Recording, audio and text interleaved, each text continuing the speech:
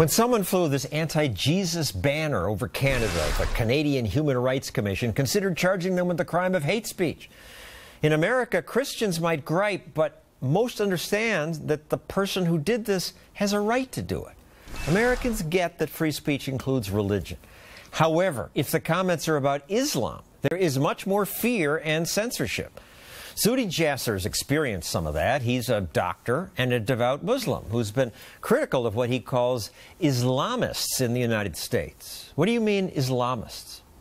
I mean, basically, like our founding fathers fought at the Church of England, but which are Muslims that believe that the state of that Islam should be part of the state law, that want to advocate Sharia, like the 56 countries of the Organization of Islamic Cooperation that spend billions to put us in the West on the defense, and label devout Muslims like me as not only heretics but apostates. Just because we want to have diversity, just because we disagree with them, we get called bigots. I've gotten death threats from Al-Qaeda in Syria, and the local organizations nationally, basically they're nonviolent, but they try to do the same thing, which is bully us and tell us to be quiet, go to the back of the mosque. And even though my family's built over 4 mosques in the U.S. and I love my faith, I get labeled as a bigot and anti-Islam, and the youth that work in our Liberty Project similarly get called that. And why? You've written about this in your book, The Battle for the Soul of Islam, but let me push back a little. You narrated a documentary that the New York City Police Department showed its officers.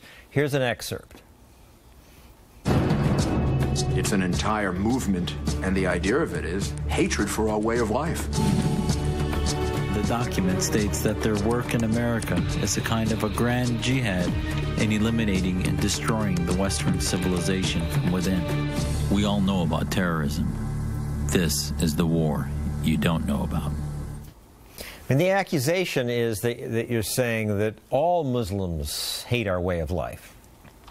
Absolutely not. That's not what we're saying. We're saying that Islamists that believe in political Islam, like the Brotherhood in Egypt or the Khomeinists in Iran or the Wahhabis in Saudi Arabia, those are the ones that hate our way of life. Many of the imams, not all of them, but many of them in this country, like Imam Awlaki and others who say America is anti-Islam, those are the Muslims that my family escaped to come here to be free. And we need to have this debate within the House of Islam. And the Islamists, through their petrodollars and influence in the State Department and our government, don't let us have that debate. They've effected blasphemy laws inside this country by making Muslims like me shut up, and they won't debate us. They want to do it from backbiting instead of frontally. Not just the money, it's the fear of death. I take this Seattle cartoonist working for the Seattle Weekly, Molly Norris. She went into hiding because she had the gall to ask for a Draw Mohammed Day on her Facebook page. And Seattle Weekly issued a statement. You may have noticed Molly Norris' comic is not in the paper this week. There is no more Molly. The gifted cartoonist is alive and well, thankfully, but on the insistence of security specialists at the FBI, she is going ghost, moving, changing her name, essentially wiping away her identity, will no longer be publishing in our paper. Just accepted?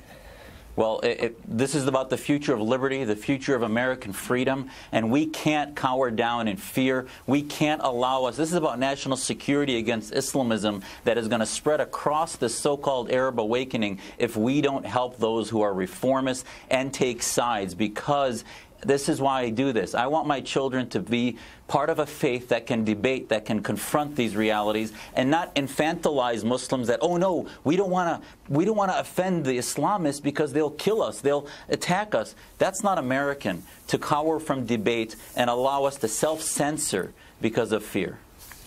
Thank you, Zuhdi Jasser.